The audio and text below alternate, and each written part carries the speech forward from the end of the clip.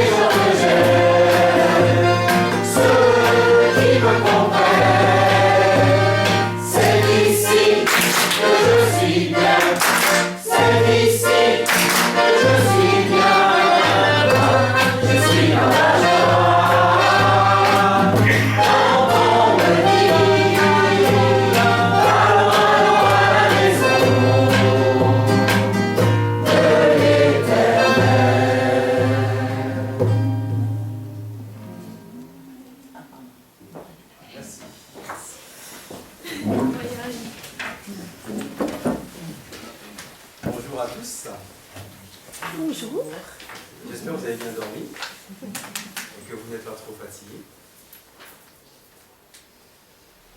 Je vous souhaite la bienvenue dans cet espace de partage, dans cet espace de paix, de joie, d'échange, comme le chant le dit, la maison de l'Éternel.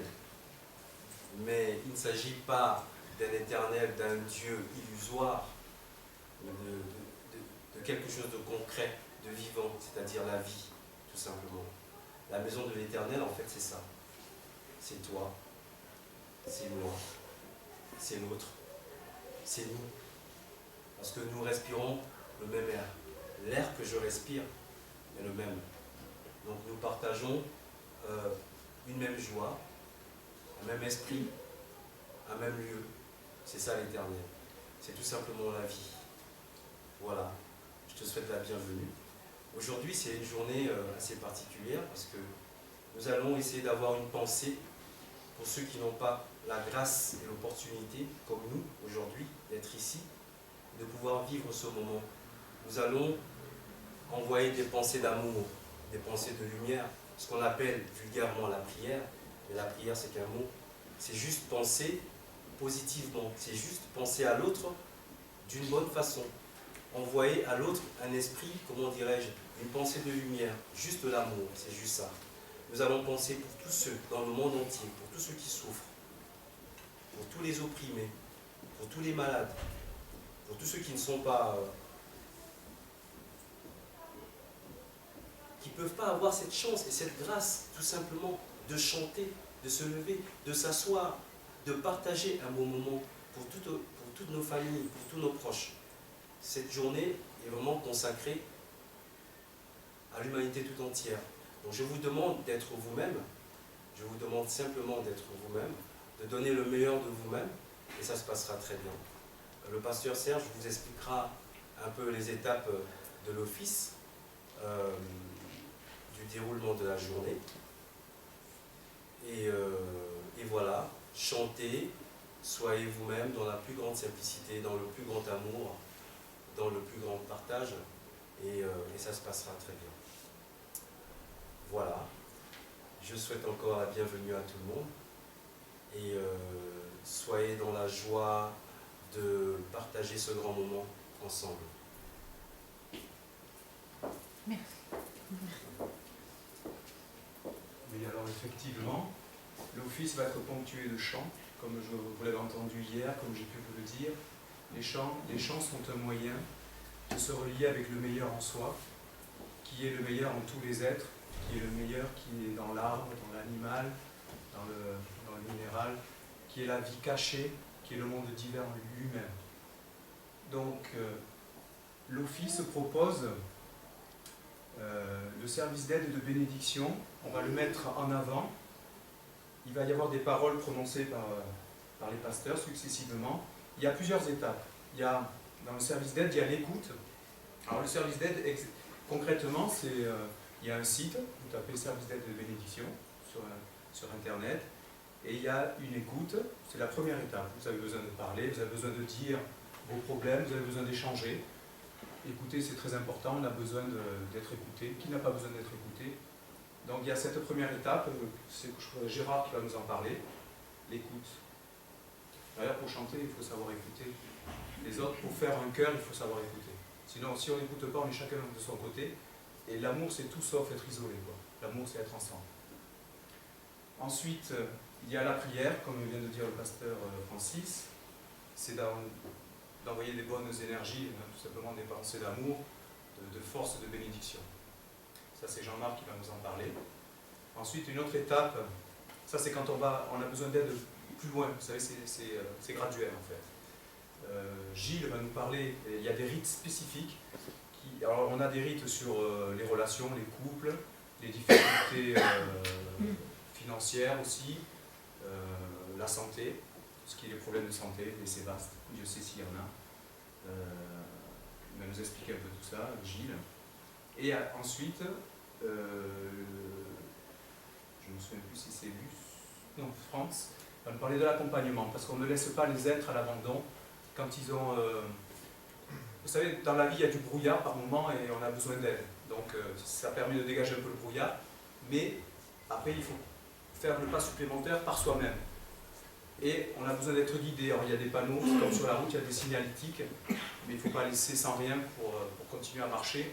On a besoin de petits supports, donc c'est l'accompagnement dont va nous parler France. Et là aussi, c'est concrètement, il y a des... C'est de l'enseignement en fait. La signalétique, c'est d'avoir des appuis pour savoir comment méditer, comment se remettre en question, comment prendre de la distance face aux situations, des choses toutes simples, hein, mais ça peut, parfois quand on est un peu bousculé, ça peut vraiment éclairer. En tout cas, il ne faut pas laisser seuls les gens qui ont besoin. Voilà, ça c'est France va nous parler de ça, de l'accompagnement. Et ensuite, on va faire un autre champ qui est de rentrer encore plus profondément dans la dévotion. Et là, c'est pour ouvrir l'espace du cœur, de notre âme, relié au meilleur, pour vivifier et renforcer les prières qui vont être données dans 4 directions bien spécifiques. Dans le domaine du travail, tout ce qui est lié au travail, tout dans la vie de tous les jours. Le travail aussi, ça prend une importance énorme, tellement ça coûte cher. Alors il faut beaucoup travailler pour se noyer là-dedans. On est pris comme des rats dans le système. Donc il y a la grande ligne, donc le travail. Après tout ce qui est la santé, il y aura une autre prière là-dessus. On sera réceptif, on va vivifier, on va donner de la force tous ensemble à ces prières-là. Ensuite, il y a donc la famille au sens large, les relations. Je dis au sens large parce que c'est pas que la famille de sang, c'est aussi la famille d'âme, c'est la famille, la nature, les animaux, les végétaux. On est une unité, quoi. Hein. C'est ça la grande famille. Et puis, il y a donc l'argent. Alors, voilà, je crois que ça se passe de commentaires. L'argent, il y a besoin de dénouer plein de choses, d'amener un éclaircissement sur la relation à l'argent. Qu'est-ce que l'argent, qui est une force créatrice?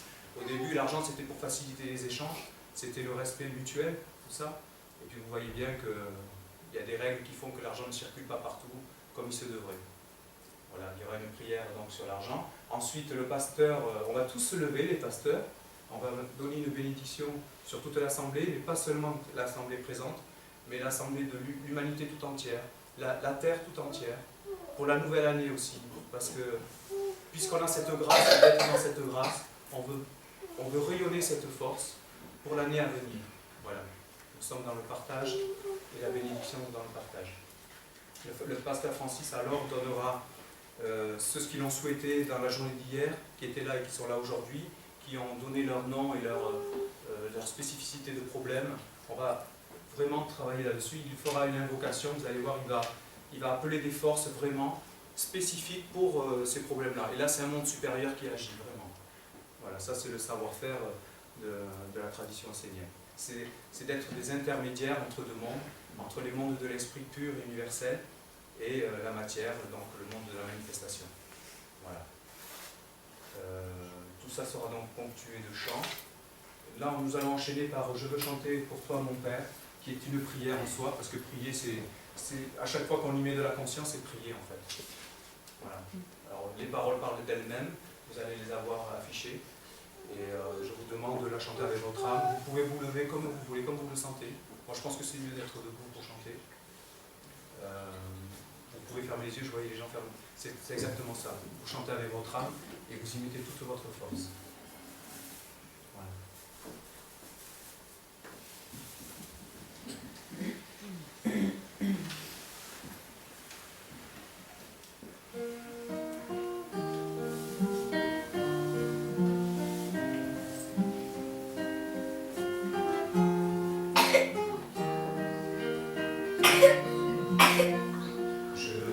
Chanter pour toi, mon Père.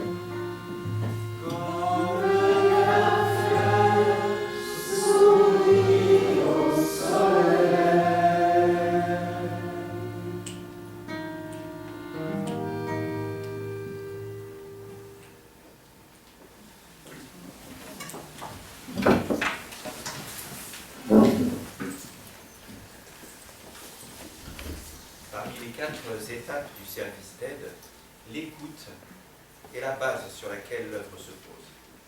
En effet, pour se mettre au service de quelqu'un, il faut d'abord savoir écouter, mettre toute son attention et sa concentration pour comprendre ce qu'il a à nous dire. L'écoute est l'art de faire le silence à l'intérieur de soi, pour se mettre en phase, en résonance avec l'autre. Tout thérapeute sait que la parole est en soi un acte thérapeutique, et cela sera d'autant plus efficace que celui qui parle se sait écouter. Pour que l'écoute soit faite de façon correcte, elle doit se faire selon quelques principes. Premièrement, le non-jugement.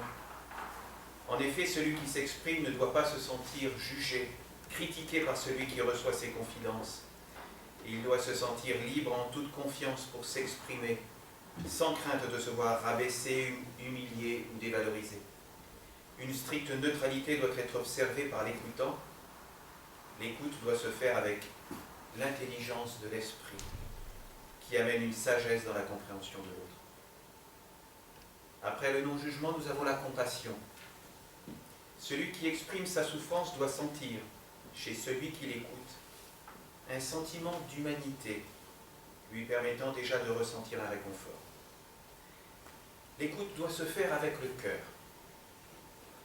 Lorsque nous voyons parfois des statues représentant le Maître Jésus avec la main droite qui nous montre son cœur, comprenons-là qu'il nous montre plusieurs choses.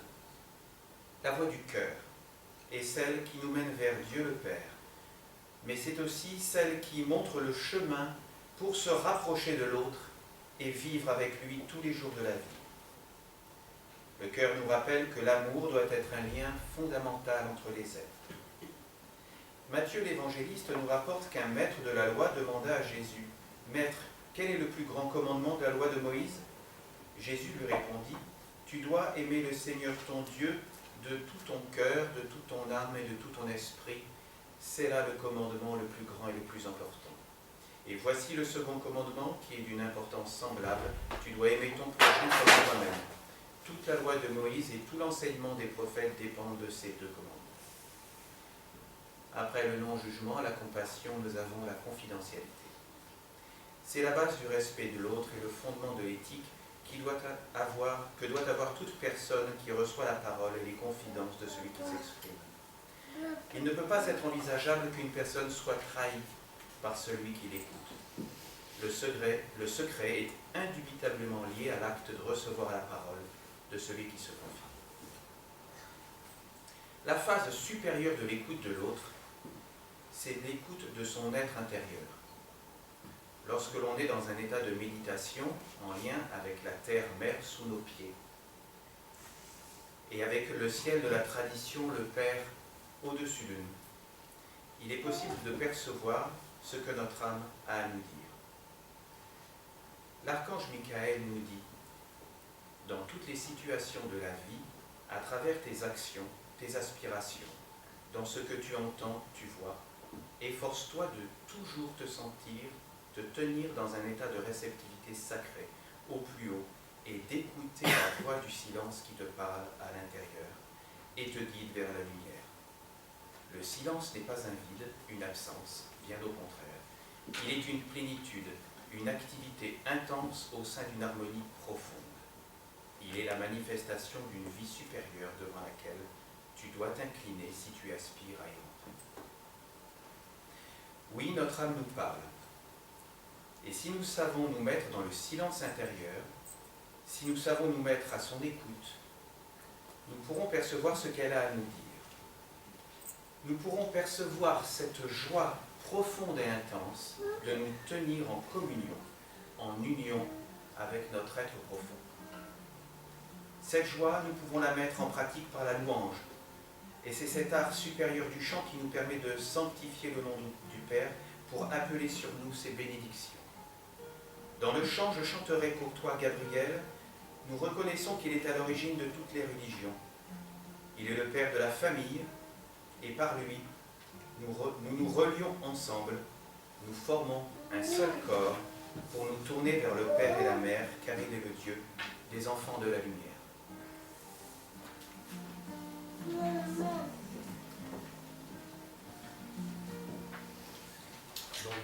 introduit le chant. Je chanterai avec toi, Gabriel, dans la tradition essénienne, le père de l'eau, l'intelligence directrice de l'eau, l'eau non seulement physique mais aussi subtile, l'eau de nos pensées, l'eau de nos relations, l'eau de la vie tout entière, c'est l'eau qui relie tous les êtres, qui fait que tout est uni. Père de toutes les religions, forcément, puisque religion voulant dire qu'on est relié à l'existence, à toute l'existence. Nous ne sommes pas séparés du monde divin, nous ne sommes pas séparés de la mer, nous ne sommes pas séparés du Père. Ce qui peut nous séparer de la mer et du Père, c'est notre façon de voir. Les maisons de Dieu, la religion essénienne chrétienne, c'est d'élargir la vision. Et donc on rend hommage au Dieu de l'eau, Gabriel, à travers ce chant.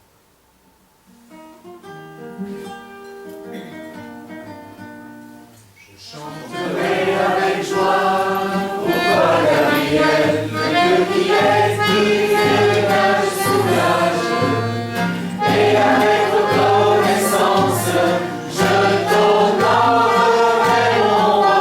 Oh, tu es le grand Dieu de toutes les religions, tu tiens le monde entier dans tes mains. Oh, je chanterai avec joie pour toi, Gabriel, le Dieu des enfants de la lumière. Je chanterai avec joie pour toi, Gabriel, le Dieu qui est tout et à le soulage. Et avec reconnaissance, je t'honorerai mon roi. Oh, tu es le grand Dieu de toutes les religions, tu tiens le monde entier dans tes mains. Oh, je chanterai avec joie pour toi, Gabriel, le Dieu des enfants de la lumière. Je chanterai avec joie pour toi, Gabriel, le Dieu qui est brisé à le soulage. Et avec reconnaissance, je t'honorerai mon roi. Oh, tu es le grand Dieu de toutes les religions, tu tiens le monde entier dans tes mains. Oh, je chanterai avec joie pour toi, Gabriel, le Dieu des enfants de la lumière. Je chanterai avec joie pour toi, Gabriel, le Dieu qui est brisé à le soulage. Et avec reconnaissance, je t'honorerai mon roi. Oh, tu es le grand Dieu de toutes les religions, tu tiens le monde entier dans tes mains. Oh, je chanterai avec joie pour toi, Gabriel, le Dieu des enfants de la lumière. Je chanterai avec joie pour toi, Gabriel, le Dieu qui est brisé à le soulage. Et avec reconnaissance, je t'honorerai mon roi. Oh, tu es le grand Dieu de toutes les religions, tu tiens le monde entier dans tes mains. Oh, je chanterai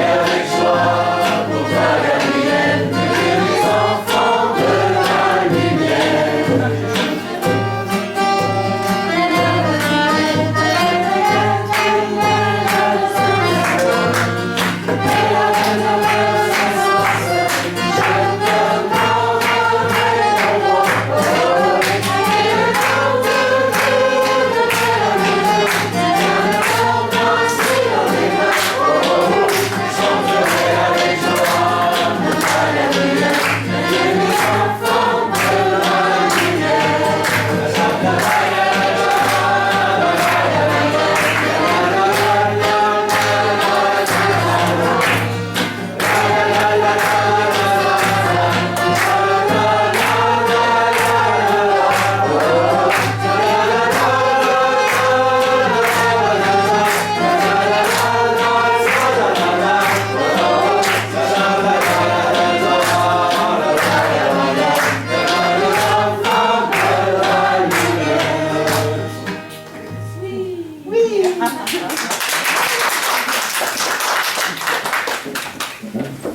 Je vais vous parler de la prière.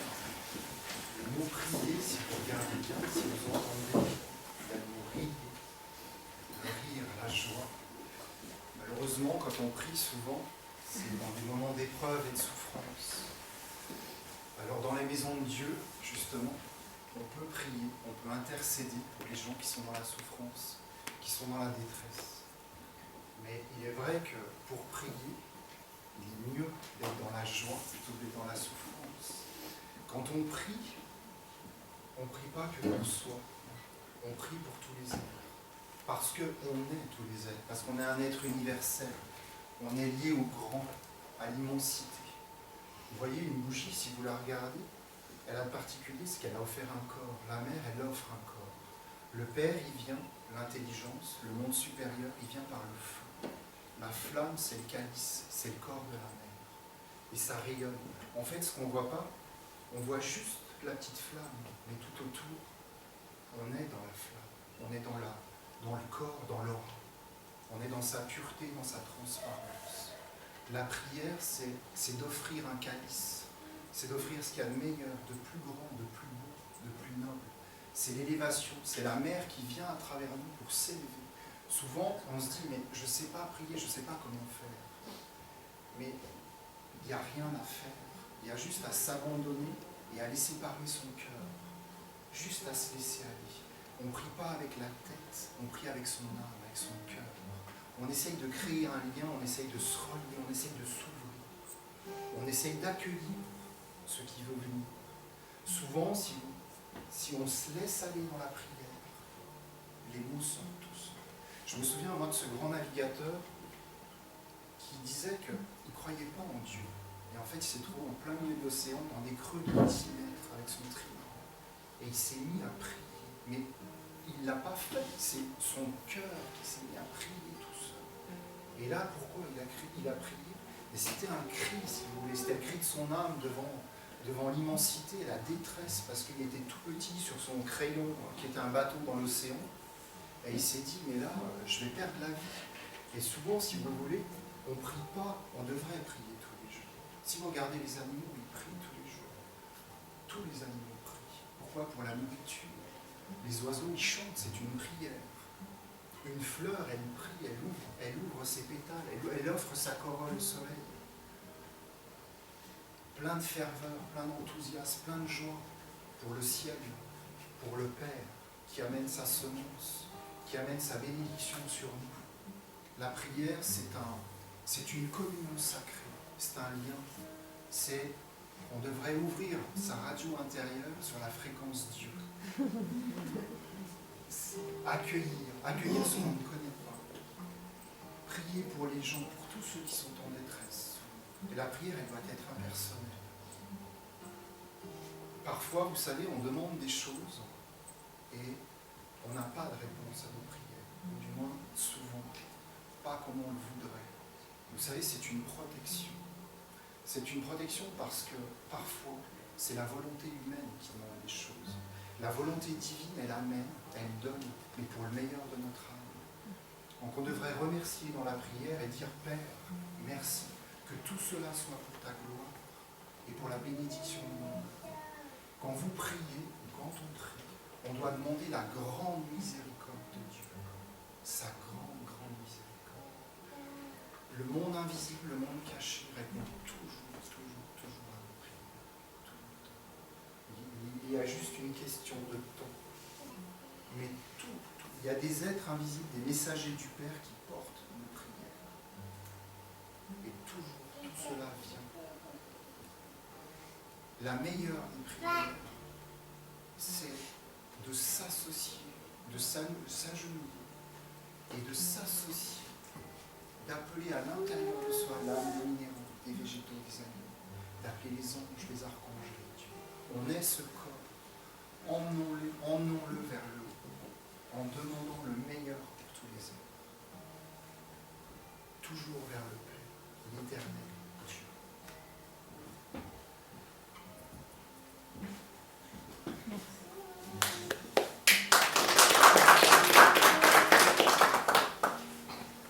Éternel Dieu, toi le vivant, dans le recueillement, dans la douceur, avec le cœur.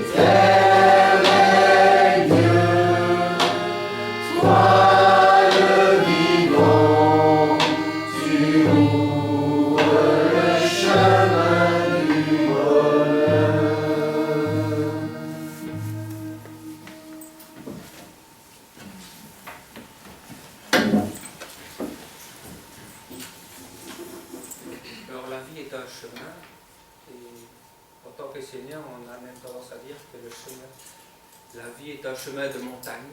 Il y a des côtes à gravir, il y a parfois des vallées, il y a aussi des rochers et des cailloux qui traînent en chemin.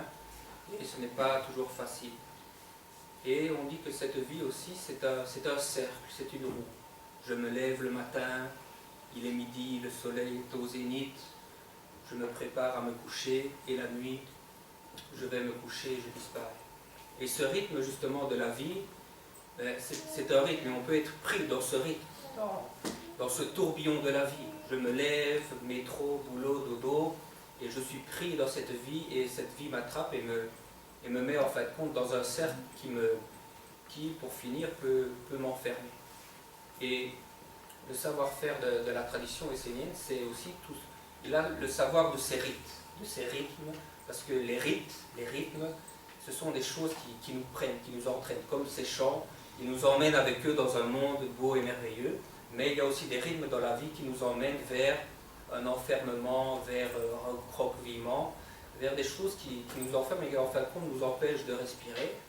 Et c'est pour cela que dans la tradition essénienne, nous proposons des rites sacrés pour aider les gens à se dégager de ces rites. Parce qu'en effet, il y a l'écoute, et l'écoute peut être déjà un grand soulagement et un grand délivrement. Il y a la prière qui peut aussi nous permettre de nous extraire de ces rythmes et de ces cercles qui nous envoûtent, qui nous met dans un voult, le voult qui veut dire dans un ancien langage le cercle. Et quand parfois on va un peu trop loin, trop profond, quand on n'entend pas les réponses à nos prières, parce que, comme le pasteur Jean-Marc le disait, toutes nos prières sont entendues, mais comme on a déjà dans la tête la réponse, et qu'on sait déjà au fond de nous ce qu'on veut, mais parfois on n'entend pas, et souvent d'ailleurs on n'entend pas la réponse.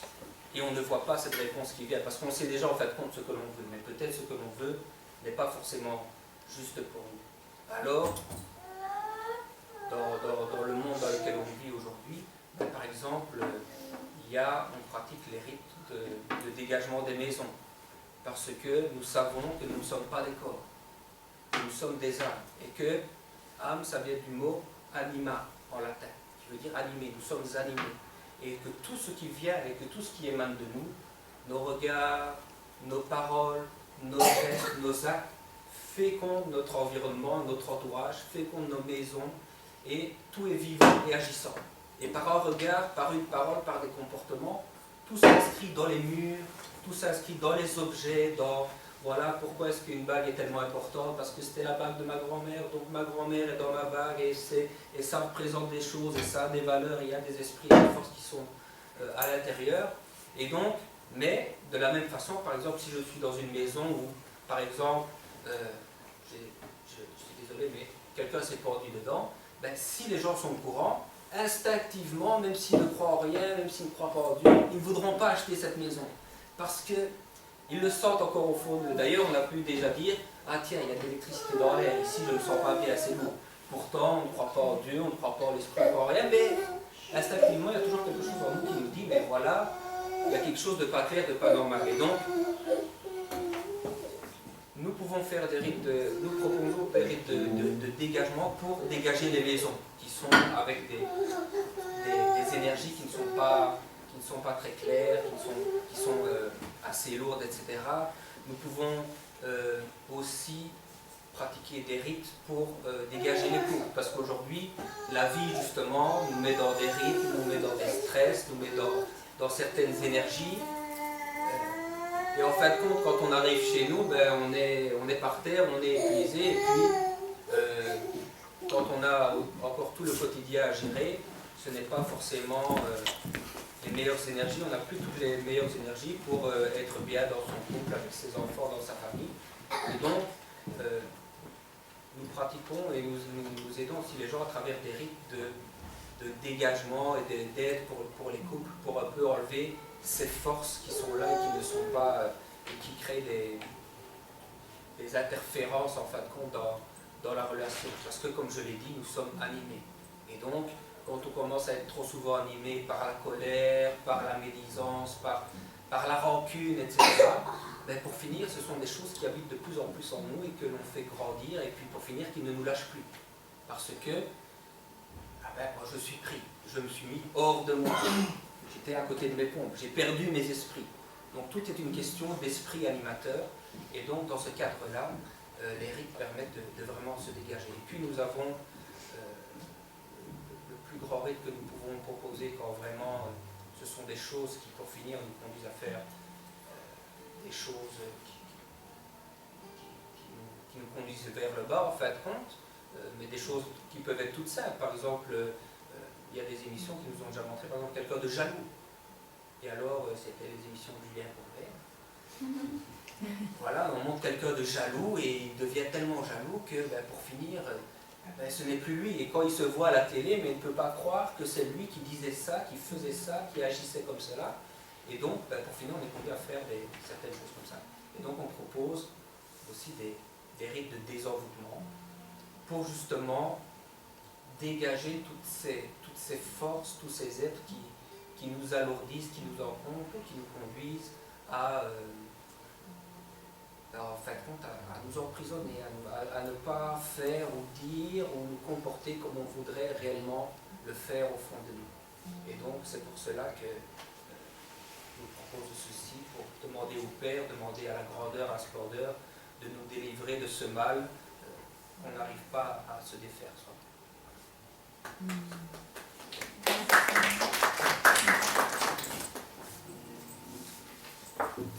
Délivre-moi, Père, donc, de ces moments tensions.